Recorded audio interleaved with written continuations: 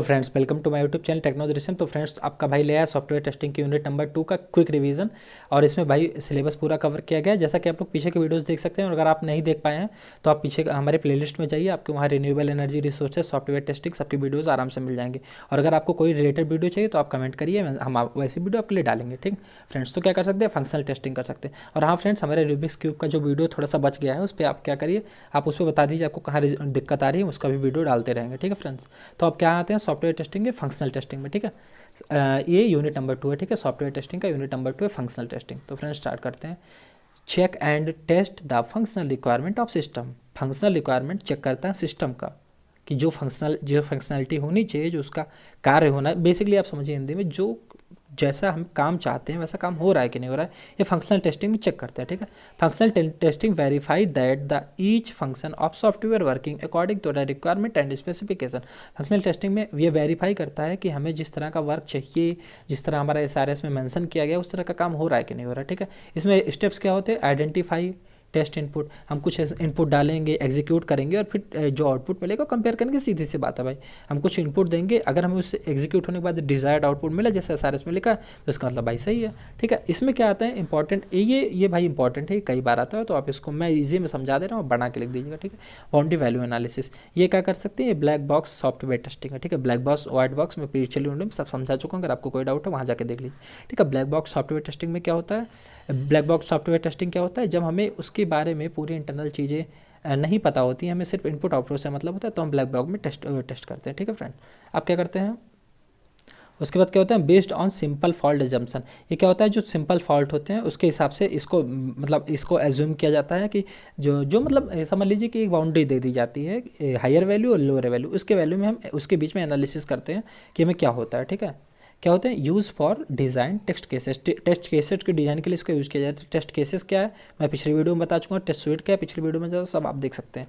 ठीक है, check between and on boundary value, ये क्या होता है, बाउंड्री वैल्यू के बीच में जो वैल्यूज़ होती है उसको चेक करते हैं। ठीक है, जो मिनिमम वैल्यू होती है उससे +1 करके, जो मैक्सिमम वैल्यू उससे -1, ये उसकी बाउंड्री होती है। ठीक है, इसको अच्छे से समझते फ्रेंड्स, रुक जाइए, आपको सब समझ में आ जाएगा।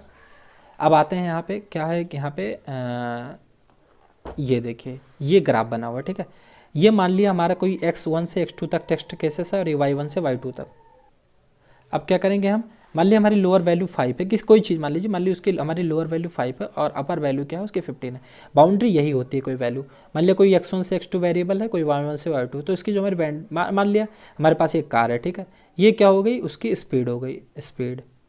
अगर उस कार की स्पीड 40 और 100 के बीच में रखेंगे तो वो क्या करेगी, वो आपका एवरेज देगी 100 का, 10 किलोमीटर पर आवर। 100 ज़्यादा बोल दिया भाई। ठीक है, अगर आपकी स्पीड 40 और 100 के बीच में है तो आप 10 किलोमीटर पर आवर का एवरेज माइलेज देंगे, मान लीजिए इसको। ठीक है, इसी तरह मान लीजिए कोई हमारे पास कोई मान लिया हमारे पास कोई हमने डाल दिया, किसी चीज़ का रोल नंबर हमें डालना है। ठीक है, और रोल नंबर का कंडीशन क्या है कि वो 5 से 15 के बीच में होना चाहिए। ठीक है, आप समझ गए ना, रोल नंबर जो है 5 से 15 के बीच में होना चाहिए, तो वो वैलिड टेस्ट होगा। तो हमारी लोअर लिमिट क्या हो गई, 5 हो गई लोअर लिमिट, और अपर लिमिट क्या हो गई, 15 हो गई।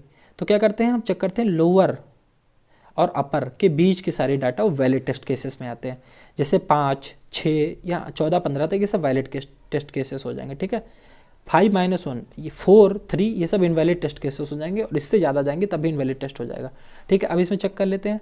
जो इसमें 5 है वो मिनिमम वैल्यू है, आप जानते हैं 5 से 15 के बीच में। 6 क्या है, min +1 है, अपर मिनिमम वैल्यू +1, जहाँ से चेक करना शुरू करते हैं। 5 पे भी कर सकते हैं, 5 +1। ठीक है, अब 7 से लेकर 13 तक, 6 के बाद 7, 8, 9, 13 तक। 13 क्या है, मिनिमल वैल्यू है, नॉमिनल वैल्यू है, नॉमिनल वैल्यू है। 14 क्या है, मैक्सिमम -1 है, मैक्सिमम 15 है, 15 - 1 14, और 15 क्या है, मैक्सिमम वैल्यू। ठीक है, अब क्या डाउट आता है कि इक्विवेलेंस क्लास टेस्टिंग क्या है, तो ये भी बहुत आसान है। देखिए, इक्विवेलेंस क्लास टेस्टिंग ये भी फंक्शनल टेस्टिंग का ही टाइप है। तो क्या करते हैं, same type of test cases can be class. जैसे मान लिया, हम अभी आपको समझा देते हैं पीछे एग्जांपल से, जैसे एक टाइप के टेस्ट केसेस को चेक करने पर और ना चेक करने पर क्या अफेक्ट होगा वो देखते हैं। ठीक है, अब वो इसे हम समझाते हैं आपको। देखिए एग्जांपल, मेरे पास नंबर है 1 से लेकर 99 तक। ठीक है, इक्विवेलेंस क्लास नंबर। ठीक है, तो क्या हो जाएगा, हम उसमें क्या क्या क्लासेस बना लेंगे, equivalence class, any number between 1 to 99। ठीक है, एक क्लास बन गई जिसमें 1 से 99 तक का नंबर आएगा, वो क्या है, इक्विवेलेंस क्लास हो गया 1 to 99। एनी नंबर बिलो जो 1 से कम होगा वो एक टाइप का इक्विवेलेंस क्लास हो गया, 0, -1, -2, ठीक है। मतलब एक अलग एक कलेक्शन ऑफ डेटा मान लीजिए, ठीक है। एक क्या हो गया, एक क्या हो गया, एनी नंबर ग्रेटर देन 99 से ऊपर जो हो गया वो एक इक्विवेलेंस क्लास में आ गए। स्पेशल कैरेक्टर हो गए जो अलाउ नहीं है वो भी एक इक्विवेलेंस क्लास में आ गए, समझे। इसमें क्लास 1, क्लास 2, क्लास 3, क्लास 4 बन गया, बहुत ईजी है, ठीक है। अब decision table based on testing, जो डिसीजन टेबल बेस्ड टेस्टिंग होती है फ्रेंड्स, पिछले साल ही हम लोग सॉफ्टवेयर टेस्टिंग सॉफ्टवेयर इंजीनियरिंग में पढ़ चुके हैं डिसीजन टेबल क्या होता है। अगर आप नहीं पढ़े तो हम बता देते हैं आसानी से। डिसीजन टेबल में मैक्सिमम ये 4 चीज़ें होती हैं, कंडीशन, एक्शन, कंडीशन के हिसाब से जो एक्शन होगा और एक्शन के हिसाब से जो रिजल्ट होगा। बेसिक यही है, क्या कंडीशन हो सकती है उसके हिसाब से एक्शन क्या होगा, ठीक है। उस कंडीशन पर क्या एक्शन होगा और एक्शन के हिसाब से क्या रिजल्ट, मैं समझा देता हूँ, आप इसको भूल जाइए अगर आपको दिक्कत हो रही है तो, ठीक है। क्या करते हैं, tabular representation of condition and action, ठीक है, based upon condition and action. क्या कर सकते हैं, मान लिया हमें कहीं लॉग इन करना है, ठीक है। तो पहला कंडीशन क्या है, ईमेल हमारा सही होना चाहिए, दूसरा क्या है, पासवर्ड सही होना चाहिए। तब क्या होगा, देखिए कंडीशन में क्या हो गया, ईमेल और पासवर्ड सही होना चाहिए। रिजल्ट में क्या हो गया, एक्शन में क्या हो गया, एक्सपेक्टेड रिजल्ट जो है कि हम लॉगिन कर पाएंगे कि नहीं, ठीक है। इधर क्या हो गया, कंडीशन एक्शन हो गया, इस कंडीशन के हिसाब से एक्शन, हमारा पासवर्ड है, गलत है, सही है, ये, ठीक है। और रिजल्ट में क्या हो गया, ये रिजल्ट आ गया, ठीक है। अब देखते हैं कैसे। कंडीशन, ये देखिए ईमेल, अगर हमारा ईमेल सही है, पासवर्ड सही है, तो एक्शन क्या होगा, लॉगिन हो जाएगा, समझ के। ईमेल सही, पासवर्ड सही, एक्शन लॉगिन। ईमेल सही है, पासवर्ड गलत है तो इनकरेक्ट पासवर्ड बता देगा, ये एक्शन हो गया, ठीक है। ईमेल गलत है, पासवर्ड सही है तो इनकरेक्ट ईमेल बता देगा, और अगर दोनों गलत है तो बोथ फॉल्स बता देगा। यही है फ्रेंड्स, इतना आसान है। अब आते हैं तो भाई, अगर आपको ये, तो भाई आप समझ रहे हैं ना कि अब तो आप ज़्यादा खुश हो गए होंगे, ठीक है। तो आप क्या करिए, please like, comment, share and subscribe. तो अब आ गए हैं उसके टेक्स्ट टॉपिक पे। अब यहाँ पे क्या है, cause effective graphic technology. Friends ये कई बार क्या होता है, इंपॉर्टेंट है, कई लोग इसको समझ नहीं पाते हैं, कई वीडियोस में मैंने देखा बहुत दिक्कत हो रही है। देखिए बहुत आसान है, इसमें आपको कुछ नहीं कहना है, हम इसलिए हिंदी में लिख दें। बाउंड्री वैल्यू ये देखने में बड़ा है, लेकिन आप बिल्कुल मत डरिए, तुरंत आप एक बार में समझ जाएंगे और समझाने लायक भी हो जाएंगे। हम बाउंड्री वैल्यू एनालिसिस में क्या करते हैं, इक्विवेलेंस में चेक कर, देखिए हम लोग बाउंड्री वैल्यू एनालिसिस में क्या करते थे, लोअर लिमिट ले लेते थे, अपर लिमिट ले लेते थे, 1 से लेकर 100 उसके बीच में सब चेक को कर लेते थे, क्या करते थे। और इक्विवेलेंस में क्या करते थे, एक कैटेगरी में रख के चेक कर लेते थे। लेकिन हमने कभी ऐसा नहीं किया कि नंबर के साथ स्पेशल कैरेक्टर ले आए, जैसे हमने एक की जगह एक और प्लस करके डॉलर एंटर कर दिया हो, इन सब टाइप के केसेस हम लोग नहीं लेके आए, ठीक है।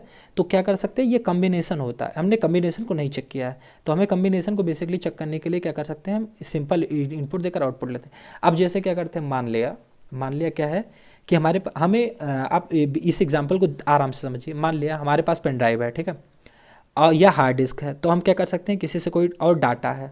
देखिए ये 3 कंडीशन हो गए, कंडीशन, एक्शन, ठीक है। इसमें क्या हो गया, कॉज इफेक्टिव, वो कंडीशन एक्शन था, इसमें ये हो गया कॉज 1, कॉज 2, कॉज 3। तो इफेक्ट क्या होगा, इफेक्ट 1, इफेक्ट 2, इफेक्ट 3। पहला कॉज क्या है कि हमारे पास पेन ड्राइव, हार्ड डिस्क होना चाहिए, डाटा होना चाहिए, 3 चीज़ होना चाहिए, तभी तो हम आपको समझाते हैं कैसे। जैसे मान लिया आप कहीं गए हैं किसी दुकान पे, आपको क्या कर रहे हैं कि हमें कोई मूवी चाहिए, डाटा को मान लीजिए मूवी चाहिए, आप मान लीजिए कोई मूवी देखने गए, ठीक है, जो रिसेंट मूवी आप मानते हो, ठीक है। तो भाई या तो आपके पास पेन ड्राइव हो या हार्ड डिस्क हो, ठीक है, तभी आप डेटा ले पाएंगे। मान लिया यहाँ वैसे कंडीशंस बहुत सारे हो सकते हैं, हम मान लिया कि ये 2 कंडीशन है कि पेन ड्राइव या हार्ड डिस्क होनी चाहिए, और तीसरी बात उस बंदे के पास मूवी होनी चाहिए, कंडीशन 3 ही है। इसको आप कॉज भी कह सकते हैं, पहला कॉज है पेन ड्राइव है, दूसरा हार्ड डिस्क है, इन दोनों में से कोई एक हो मान लिया, और डाटा हो, ठीक है। अपने हिसाब से कंडीशन बनाइए। मान लिया पेन ड्राइव है, ठीक है, तो अब इस पर क्या होता है, इफेक्ट क्या होगा, data transfer, no data transfer, no data. इसको 4 में भी आप जैसे इजी लगे समझिए। देखिए पहला क्या है, हमारे पास पेन ड्राइव है, ठीक है, हार्ड डिस्क नहीं है तभी पेन ड्राइव है, तो क्या हो गया, और उसके पास अगर डाटा है, हार्ड डिस्क नहीं है पेन ड्राइव है, उसके पास डाटा है, तो हमें क्या हो गया, डाटा ट्रांसफ़र, हमें डाटा मिल गया, ठीक है। अब उसके पास क्या है, पेन ड्राइव नहीं लेकिन हार्ड डिस्क है और डाटा भी है, तो हमें फिर से मूवी मिल गई। भाई हमारे पास हार्ड डिस्क थी, हमने हार्ड डिस्क दे दी, इसमें पेन ड्राइव थी, पेन ड्राइव दे दी। लेकिन अब आपके पास ना पेन ड्राइव है ना हार्ड डिस्क है, और डाटा भी उसके पास नहीं है, तो भाई कोई चांस ही नहीं है, कोई नहीं मिलेगा, ठीक है। पेन ड्राइव, हार्ड डिस्क, 2 कुछ नहीं है, उसके पास मूवी है, तो आप कैसे लेंगे, नहीं मिलेगा। सिंपल सा है, बहुत ही चीज़। अब इसको आप चाहें तो इसी 4 में से ख़त्म कर सकते हैं, और चाहे तो थोड़ा और आगे समझ लेते हैं जिससे आपका रिवीजन हो जाए। मान लिया आपके पास पेन ड्राइव तो है, लेकिन क्या है, हार्ड डिस्क नहीं है, ठीक है, तब भी आप डेटा ले सकते हैं, लेकिन क्या होना चाहिए, डेटा होना चाहिए। अब आप गए मूवी लेने, उसके बाद मूवी है ही नहीं, तब भी नहीं मिलेगा, ठीक है। और मान लिया उसके पास पेन ड्राइव नहीं है, हार्ड डिस्क है, ठीक है, लेकिन फिर भी मूवी नहीं है, तो आपको मूवी नहीं मिलेगा। अब इसको सिंपली देख लीजिए, पहले आप नोटेशन समझ लीजिए, एंड का ऐसे, अब मैं आपको समझा देता हूँ क्या है, और का ऐसे और नॉट का ऐसे नोटेशन हो गया, ठीक है। अब क्या करते हैं, यहाँ देखिए, जैसे हमने क्या कंडीशन है कि C1 या C2, ठीक है, C1 या C2 दोनों में से कोई एक होना चाहिए, तो और कर देते हैं C1 या C2 और, तो C1 उसको भूल जाइए और C2 दोनों में से हमारे पास क्या होना चाहिए, कोई एक होना चाहिए, ठीक है, ऐसे कर देंगे और यहाँ कर देंगे और का सिंबल हमने क्या होता है ऐसे, ठीक है, और बना दिया। C1 या C2 दोनों में से कोई एक होना चाहिए, तो ये बन गया फ्रेंड्स, ये बन गया C1 या C2 में से दोनों में से कोई एक होना चाहिए। अब क्या करते हैं, C1 या C2 में से कोई एक है, और तीसरा C3 भी होना चाहिए, भाई मूवी होनी चाहिए, तो तीसरा क्या होना चाहिए, C3 होना चाहिए, ठीक है, यहाँ से C3 हम ले गए, ठीक है, यहाँ से एक कंडीशन ले ली C3 का, यहाँ एक कंडीशन हो गया, यहाँ एक कंडीशन C3 का कि मूवी होना चाहिए, तो ये दोनों में से एक होना चाहिए और ये भी होना चाहिए, तो क्या हो गया, एंड हो गया भाई, इन दोनों में से एक हो गया और ये हो गया एंड, ठीक है, तो क्या हो गया आपको E1, मतलब क्या मिल जाएगा E1, देखिए और होने पर E1 आपको मिल गई मूवी, ठीक है। अगर ये दोनों है, ये दोनों है, ठीक है, इन दोनों में से कोई एक है, लेकिन क्या है कि ये नहीं है, ये भी एंड हो रहा है, अगर एंड है तभी मिलेगा, नहीं है तो नहीं मिलेगा, ठीक है। और अगर क्या है आपके पास सेव डाटा है, इन दोनों में से कुछ नहीं है तो भी नहीं मिलेगा, सिर्फ एक ही कंडीशन है जब मिलेगा इवन, बस हमने इजीली बना दिया फ्रेंड्स, इतना आसान है। अब क्या कर सकते हैं, अब स्ट्रक्चर टेस्टिंग में आते हैं, स्ट्रक्चरल टेस्टिंग देखिए, यूज टू, इसमें टेस्ट होगा internal, use to test internal structure and design of software and also structure coding. देखिए इसमें क्या कर सकते हैं, जो हमारा कोड का स्ट्रक्चर है बेसिक को चेक करते हैं कि हमारा कोड प्रॉपर्ली कैसे वर्क कर रहा है, उसकी डिज़ाइन क्या है, सब कुछ हम चेक करते हैं, ठीक है। और क्या करते हैं, आल्सो नो, इसे वाइट बॉक्स टेस्ट भी बोलते हैं भाई, ऑब्वियस सी बात है, वाइट बॉक्स में क्या होता है, डेवलपर सब कुछ जानता है, developer identify the issue and fix, developer जो होता है उसे सब कुछ पता होना चाहिए तभी फिक्स कर पाएगा, ठीक है। अब स्ट्रक्चरल टेस्टिंग क्या होते हैं, 4 टाइप के होते हैं, ठीक है। क्या होता है, mutation, data flow testing, control flow testing and slice based testing.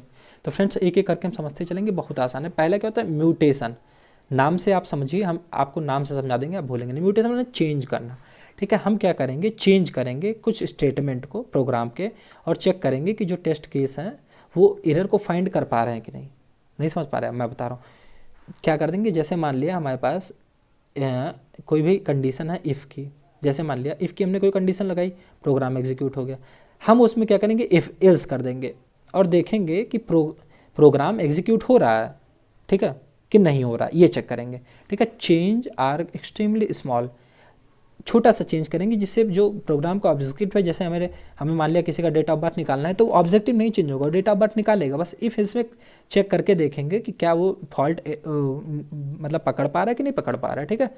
Like change if is greater than less than, इन्हीं सब में चेंज करेंगे, किसी को लेस दैन को greater than, also called fault based testing. Fault based testing क्यों, क्योंकि भाई गलती हम ही दे रहे हैं, हम ही गलत कर रहे हैं, चेक कर रहे हैं कि हमारा प्रोग्राम सही है, रन करेगा कि नहीं, ठीक है। ओरिजिनल कोड है, मान लिया उसमें हमने कुछ मॉडिफाई कर दिया और टेस्ट अप्लाई कर दिया, ठीक है। If output is different then killed, अगर हमारा आउटपुट हमने डाला, आउटपुट हमारा डिफरेंट हो गया तो क्या करेंगे भाई, फिर तो हमारा बेकार हो गया ना, तो हम क्या करेंगे, म्यूटेंट को किल कर देंगे, ठीक है। आउटपुट हमारा डिफरेंट नहीं होना चाहिए, फिर दूसरा म्यूटेंट बना के चेक करेंगे, ठीक है। अब आते हैं दूसरे पे, data flow testing. Data flow testing में क्या करेंगे, हम चेक करेंगे also a technical of white box testing focus on 2 point. Data flow में हम क्या करते हैं, 2 पॉइंट पे फोकस करते हैं। पहला कि हम किस कहाँ हम वेरिएबल के स्टेटमेंट में कहाँ वेरिएबल डिफाइंड है, और दूसरा वेरिएबल का यूज कहाँ हो रहा है, ठीक है। मान लिया आपने कोई, इसका एम ही क्या है कि आप जो वेरिएबल बना रहे हैं उसका यूज हो रहा है कि नहीं हो रहा है, ठीक है। तो क्या करेंगे, मान लिया एक छोटा सा प्रोग्राम देख लेते हैं, उसके थ्रू आप समझ जाएंगे, बाकी आप जिस तरह मन कर लिखिए। जैसे मान लिया एक प्रोग्राम है रीड ABC का, आपने कहा कंपाइलर से कि ABC रीड करो, if A greater than B तो x की वैल्यू a+b कर देना और प्रिंट x कर देना, ills x equal to b-1, तो ये कर देना, ठीक है। अब क्या करते हैं, ये क्या है 1 2 3 4, ये मान लीजिए स्टेटमेंट है, ठीक है, ये स्टेटमेंट है या लाइन ऑफ कोड, मान जो आपको मान लो, ठीक है। तो हमें ए क्या किया, ए कहाँ डिफाइन है, 1 पे डिफाइन है, ए पहले पे डिफाइन है, और कहाँ डिफाइन है, ए और कहीं नहीं डिफाइन है, ठीक है। ए को हमने पहले पे डिफाइन कर दिया, ठीक है। बी को हमने कहाँ पे डिफाइन कर दिया, दूसरे पर। सी को कहाँ कर दिया, दूसरे में। सी को भी पहले डिफाइन किया, देखिए रीड में ABC तीनों को पहले पे डिफाइन कर दिया। एक्स को क्या किया हमने, एक्स को हमने तीसरे पे एक्स का यूज किया, डिफाइन किया, और 5वें पे, ठीक है, तो 3 5 कर दिया। जेड कहीं नहीं डिफाइन किया, जेड को प्रिंट कराना है तो ये भी नॉट एप्लीकेबल हो गया। अब देख रहे हैं कि जो हमने डिफाइन किया उसका यूज कहाँ है, ठीक है। तो क्या कर दें, ये जो एक्स का यूज है वो कहाँ हुआ है, दूसरी लाइन में, सॉरी ए का यूज कहाँ हुआ है, दूसरी लाइन में हुआ, ए ग्रेटर देन बी, और फिर कहाँ, तीसरी लाइन में हुआ है, ठीक है, ठीक है। तो यहाँ 2,3 हो गया। अब क्या करते हैं, बी का यूज कहाँ हुआ है, बी का यूज भाई हुआ है दूसरे पे, फिर बी का यूज देखिए 5वें पे हुआ है, तो B2,5 कर देंगे, ठीक है। ये क्या है, ये हमने डिफाइन किया, इसको नहीं इंक्लूड किया भाई, इसको हमने डिफाइन किया है, यूज़ यहाँ हो रहा है, ठीक है। अब सी का देखते हैं कहाँ यूज है, सी का यूज़ कहीं दिख ही नहीं रहा है, तो सी नॉट अप्लीकेबल हो गया। एक्स का यूज़ कहाँ हो रहा है, 1 2 3 4, देखिए प्रिंट एक्स की वैल्यू प्रिंट हो रही है, तो 4 पे इसका यूज हो रहा है। जेड का यूज़ कहाँ पे हो रहा है, 6 पे हो रहा है, तो ये प्रिंट जेड हो गया, ठीक है। क्या कहते हैं, यूज करते हैं, इसका यूज़ इसलिए करते हैं कि ऐसा वेरिएबल तो नहीं जिसको हमने डिफाइन ही नहीं किया बट यूज कर रहे हो, ऐसा ना हो, या अगर हमने डिफाइन किया तो उसको यूज़ भी करें। और फिर क्या कहते हैं, control flow testing. This testing identify the execution path through the module of program code and then create an executing test code, ठीक है। इसमें क्या करते हैं हम लोग, सबसे अच्छी चीज़ क्या है, इसको हम इसमें आइडेंटिफाई करते हैं एग्जीक्यूशन पाथ थ्रू के हम लोग आइडेंटिफाई करते हैं module of a program code and then create execute a test case. मतलब क्या कर सकते हैं, use to test unit testing determine के एग्जीक्यूशन ऑर्डर एंड पाथ। ये हम लोग क्या कर सकते हैं कि जैसे हमारा प्रोग्राम, उसका कंट्रोल फ्लो कैसे हो रहा है, इसको हम कंट्रोल फ्लो ग्राफ के थ्रू भी समझ लेंगे। हमारा प्रोग्राम किस किस थ्रू के कंट्रोल हो रहा है, कहाँ से वो जा रहा है, क्या एग्जीक्यूशन हो रहा है, उसके पाथ्स वगैरह डिफाइन करते हैं, ठीक है। अब आते हैं फ्रेंड्स, इस बहुत इंपॉर्टेंट है, अभी आपको CFG पढ़ना पड़ेगा, वो थोड़ा आसान है, मैं थोड़ा इफेक्टिव बेस में बताऊँ। फिर अभी इसका तो तीसरा पार्ट ये हो गया कंट्रोल फ्लो टेस्टिंग, और चौथा प्राप्त हो गया slice based testing. Slice based testing में क्या होता है, कोड है ढेर सारे, उसको कट करके छोटे छोटे पार्ट में एग्जीक्यूट करेंगे, ठीक है। ये वेरी इफेक्टिव होता है सॉफ्टवेयर मेंटेनेंस में। जैसे मान लिया हमने एक कोड लिखा लॉगिन का, ठीक है। लॉगिन में हमने लॉगिन को भी 3 पार्ट में कट कर लिया, स्लाइस कर लिया। एक हो गया यूज़र आईडी का, ये एक हो गया पासवर्ड का, ठीक है, और एक हो गया डेट ऑफ बर्थ का, ठीक है। अब मान लिया ये हमारे इफेक्टिव सॉफ्टवेयर डेवलपमेंट के मेंटेनेंस में क्या, मान लिया हम लोग कल को अपने प्रोडक्ट को डिलीवर कर दिया किसी को, उसने कहा भाई हमारा प्रोडक्ट सब सही है, यूज़र आई लॉगिन भी सही है, तो लेकिन पासवर्ड जब हम लोग डालते हैं तो इनकरेक्ट बता देता, बताइए क्या दिक्कत है। तो हम पासवर्ड को चेक कर लेंगे क्योंकि हमने स्लाइस करके रखा हुआ है। वही अगर हमें नहीं पता होता तो हम पूरी लॉगिन चेक करते, ये डिफरेंस होता है, ठीक है। पाथ टेस्टिंग में क्या होता है, पाथ टेस्टिंग में क्या होता है, द स्ट्रक्चरल टेस्टिंग होती है, ठीक। It is structural testing. इस टेस्टिंग में बेसिकली हम क्या करते हैं, स्ट्रक्चर चेक करते हैं पाथ के, क्योंकि हिसाब से वर्क कर रहा है। इसको समझने के लिए आपको CFG समझना पड़ेगा, कंट्रोल फ्लो ग्राफ। कोई और सिलेबस में दिया हो ग्राफ फ्रॉम अ प्रोग्राम, वो पूछते हैं कि प्रोग्राम में से ग्राफ कैसे बनाया जाता है, कॉम्प्लेक्सिटी वगैरह, साइक्लोमेट्रिक कॉम्प्लेक्सिटी, ये सब हम आपको बता देंगे, बहुत ईजी है, ठीक है। क्या कर सकते हैं, प्लस टेस्टिंग में पार्ट टेस्टिंग में it is structural testing, we have to pick in a part to assure that the every source statement is executed at least one. हम क्या करते हैं, पाथ चेक करते हैं किसी भी चीज़ का। जैसे मान लिया कोई ग्राफ है 1 2 3 4 5 6, मान लिया एक ग्राफ हमने ऐसे बना दिया, मान लिया, अभी ग्राफ के थ्रू समझिए, हमें ऐसा पाथ जरूर चेज करना है कि हम कम से कम एक बार किसी स्टेटमेंट को एग्जीक्यूट कर पाएँ, एक बार इसको, हर बार कोई ना कोई स्टेटमेंट कम से कम एक बार एग्जीक्यूट हो, तभी हम जान पाएंगे कि उसमें कोई एरर तो नहीं है। भाई हमने पाथ टेस्ट ही नहीं किया, हमें पता चला हमारे प्रोग्राम में कोई ऐसी दिक्कत है जो रिजॉल्व नहीं हुआ है, बाद में प्रॉब्लम करेगा, ठीक है। अब आते हैं कंट्रोल फ्लो ग्राफ पे, ये सिलेबस में है लेकिन दूसरे टाइप का, पूछते हैं कि ग्राफ कैसे प्रोग्राम से बनता है, तो उन्हें वो छोटा सा प्रोग्राम बना दिया, उसका CFG निकाल के भी बता दिया, ठीक है। आप देख लीजिए, अगर आपको लगता है कि इंपॉर्टेंट है तो स्किप कर सकते हैं, ठीक है। क्या कहते हैं हमारे सिलेबस में क्या इंडिपेंडेंट पाथ क्या होते हैं, तो इंडिपेंडेंट पाथ वो होते हैं जो डायरेक्टली स्टार्टिंग से एंड नोड तक जाए। जैसे ये एक इंडिपेंडेंट पाथ हो गया और ये एक इंडिपेंडेंट पाथ हो गया, ये इंडिपेंडेंट पाथ नहीं है, ये और ये दोनों इंडिपेंडेंट पाथ्स है जो हमें डायरेक्टली नोड तक लेके जाते हैं, ठीक है। अब क्या करते हैं, CFG कैसे बनाते हैं, साइक्लोमेट्रिक कॉम्प्लेक्सिटी कैसे निकालते हैं, ये सब चेक कर लेते हैं। साइक्लोमेट्रिक कॉम्प्लेक्सिटी बेसिकली क्या होता है, नंबर ऑफ एज में से जो जो नोड होते हैं, नंबर ऑफ नोड, उसमें हम 2 ऐड करके निकालते हैं। बेसिकली 2p होता है, लेकिन अब हम लोग यहाँ वो ज़्यादा डिटेल्स में नहीं जाएंगे, n+2 कर देंगे, ठीक है। तो क्या कहते हैं, साइक्लोमेट्रिक कॉम्प्लेक्सिटी ऐसे निकाली जाती है, ठीक है। इसमें करते क्या है, हमने बेसिकली ये कंडीशन ले लिया, ठीक है। इसके स्टेटमेंट्स मान लीजिए 1 2 3 4 5 करके, ठीक है। वाइल 1 से चला 2 पे, ठीक है। इफ़ अगर ये सही है तो इस तरफ जाएगा 3 पे, और फॉल्स है तो 2 सीधा जाएगा 4 पे, ठीक है। फॉल्स के बाद ये क्या आएगा, ये भाई वाइल वैल्यू है तो रिटर्न होगी, फिर 1 पे जाएगी, और यहाँ रिटर्न है तो 5 भी रिटर्न होकर एक ही पे जाएगा, ठीक है। अब इसमें CFG कैसे निकालते हैं, नंबर ऑफ एज कितने हैं, इसमें नंबर ऑफ एज देख लेते हैं, 1 2 3, नंबर ऑफ एज जब हम चेक करते हैं, और नंबर ऑफ जो नोड होते हैं वो दोनों चेक किए जाते हैं। नोड कितने हैं, 1 2 3 4 5 नोड है, एज कितने हैं, 1 2 3 4 5 6, ठीक है। 6 - 5 + 2 तो 3 आ गया, ठीक है। ऐसे साइक्लोमेट्रिक कॉम्प्लेक्सिटी ऐसे चेक की जाती है, number of edge minus number of node +2, इसी को साइक्लोमेट्रिक कॉम्प्लेक्सिटी बोलते हैं फ्रेंड, ठीक है। फ्रेंड्स आपको नेक्स्ट वीडियो किस टॉपिक पे चाहिए जरूर बताइएगा, और इसके फर्दर यूनिट्स आती रहेंगे फ्रेंड्स, तो इसलिए सब्सक्राइब करके बेल आइकन को प्रेस कर लीजिए। Thank you friends.